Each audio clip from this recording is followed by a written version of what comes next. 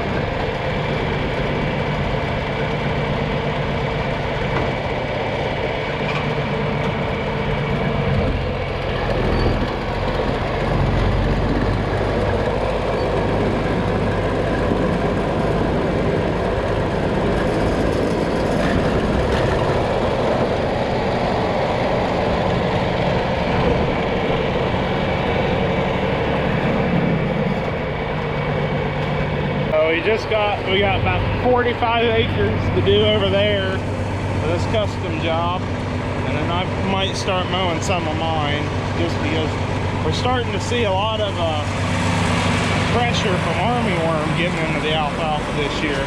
I actually this morning went over and looked at a field for a neighbor. They normally sell their hay to the Columbus Zoo, and said the armyworms that got into it and it wouldn't want to be good for them. They said it worked for beef cattle and wanted to know if I wanted to buy it, so I went over and looked at it, and the ground was just covered in armyworms and there wasn't a leaf left on any of the alfalfa, so I don't know if I'll buy it or not. They said it'd be super cheap, like $1 a bale, so I might take it, but I'll have to talk to DJ and see what he thinks. So fueling up now. This doesn't have that many acres on it since it was greased, so it's ready to go to the field. We actually had Kubota come out and figure out why it was a piece of shit for us, and they kind of tiptoed around a lot of the answers, but we did finally get it to cut better. 3.5 years it took them to figure out that it had the wrong blades on it from factory, and they weren't the ones that figured it out. I actually had a buddy of mine that's got one of these. He brought his up when the Kubota rep was coming out here, and we set them side by side, and he said, "You've got the wrong blades on yours," because mine had the wrong blades. And sure enough, I guess on the smaller models, they use the same cutter bar components.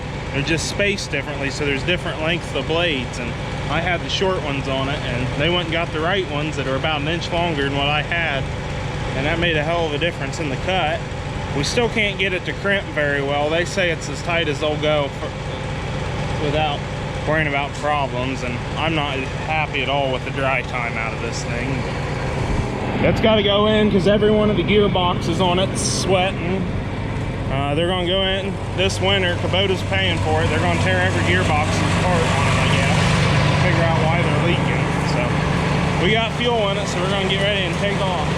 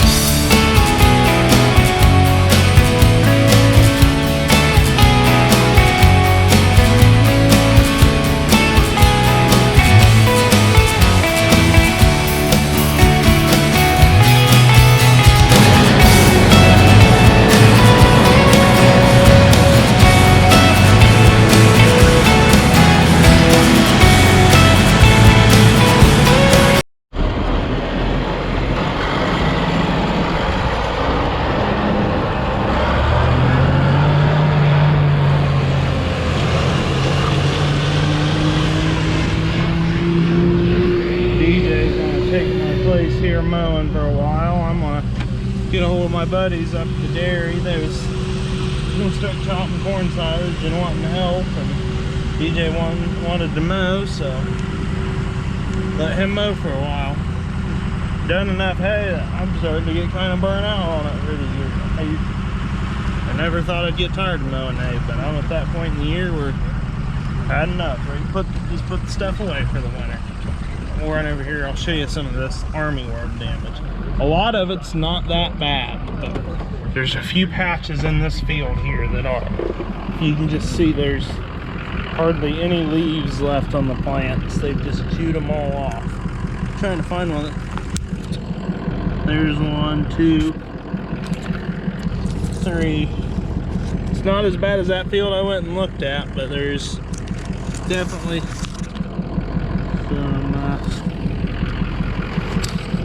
few of them out here.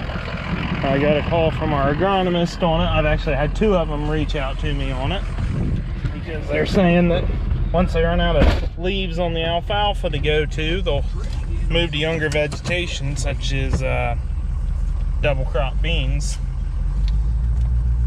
And I don't know if double crop beans are gonna make anything this year because of how dry it was, but it's something we gotta watch for. And the one has a chemical insecticide we can spray that's I think it's like $30 an acre, so it don't cost much to treat them. So we might, if we get the booms fixed on our sprayer, it's still up at the shop, it's going to weld on it, we might hit some of our hay ground with that stuff. I don't know yet. We'll have to wait and see.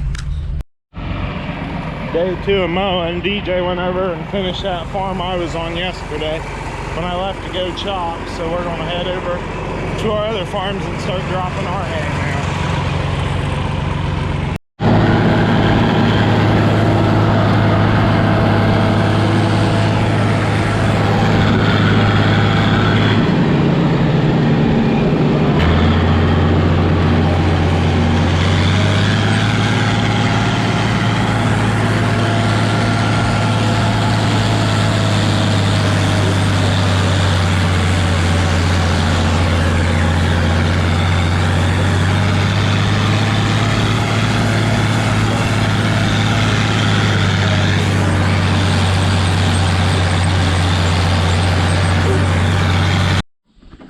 Alright guys, we just got back to the farm here from mowing hay, everything that way. We've got some few miles that way to go do.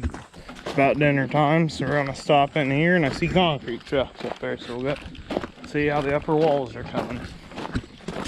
They got the north side done, and then they've got the, it looks like a 1 foot wall down there at the other end poured, and it's about a 3 foot back here that all the fans will sit on top of. So they're coming along pretty good with it. He's here and got some things marked out, so this will be the loading chute right here. And we've got, so we gotta dig it out deep, and then they're show you on the concrete they got poured.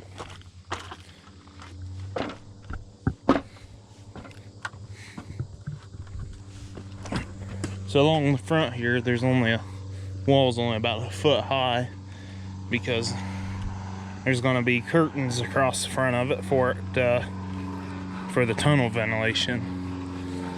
So I got that set up there, and then these are all 4 foot like the center ones, and then there'll be curtains, I think another 4 foot curtain on top of that. And then here's what they got for their center wall that we poured yesterday. It's a 4-inch wall. And here, so I imagine they'll be stripping forms tomorrow and doing the other half. And then we've got to get a hold of the dozer and have them come out and use their dozer, and we got to grade, because it's a mud hole around here. We've been getting rain.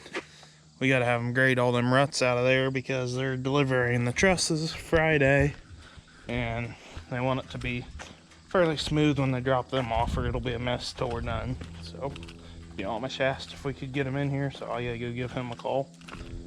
And then might go mow some more hay. I don't know. They said it was getting ready to start raining. I'm not going to take off. I'm going to get rained out.